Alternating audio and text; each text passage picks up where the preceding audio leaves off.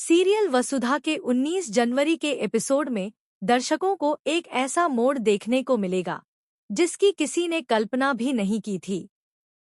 जिस चंद्रिका को अब तक अपने अहंकार, चालाकी और साजिशों पर घमंड था, वही चंद्रिका आज वसुधा के सामने सिर झुकाए खड़ी नजर आएगी। यह पल सिर्फ माफी का नहीं होगा, बल्कि टूटते हुए घमंड, बिखरते रिश्तों और पछतावे की सबसे बड़ी मिसाल बनेगा। एपिसोड की शुरुआत एक भारी सन्नाटे से होती है। पूरा घर खामोश है, जैसे सबको पहले से एहसास हो कि आज कुछ बड़ा होने वाला है। वसुधा अपने कमरे में बैठी होती है। उसकी आंखों में दर्द भी है, थकान भी और एक गहरी चुप्पी भी। उसने बहुत कुछ सह लिया है, बिना सवाल किए, बिना शिकायत किए। उसने हर बार दूसरों की खुशी के लिए खुद को पीछे रखा, यहाँ तक कि अपनी जिंदगी और अपने रिश्ते भी दांव पर लगा दिए।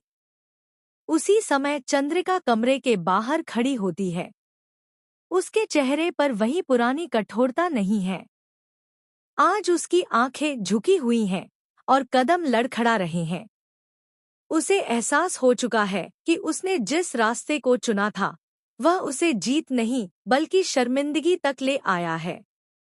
कई पल तक वह दरवाजे के बाहर खड़ी रहती है, जैसे भीतर जाने की हिम्मत ही न जुटा पा रही हो। आखिरकार चंद्रिका दरवाजा खटखटाती है। वसुधा दरवाजा खोलती है और सामने चंद्रिका को देखकर एक पल के लिए ठिठक जाती है। उसे समझ नहीं आता कि चंद्रिका यहाँ क्यों आई है। कमरे के भीतर एक अजीब सा तनाव फैल जाता है। दोनों औरतें आमने सामने खड़ी होती हैं, लेकिन इस बार सत्ता और मजबूरी की भूमिकाएं बदल चुकी होती हैं। चंद्रिका धीमी आवाज में वसुधा का नाम लेती है। उसकी आवाज में न आदेश होता है और न घमंड। वह कांपती हुई आवाज में कहती है कि उससे बहुत बड़ी गलती हो गई। वह मानती है कि उसने वसुधा को मजबूर किया, उसकी भावनाओं से खेला और उसे ऐसे फैसले लेने पर मजबूर किया जो उसने कभी खुद नहीं चाहा था।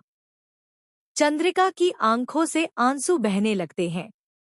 वह कहती है कि उसने सिर्फ अपने स्वार्थ के लिए एक मासूम लड़की की जिंदगी उलझा दी।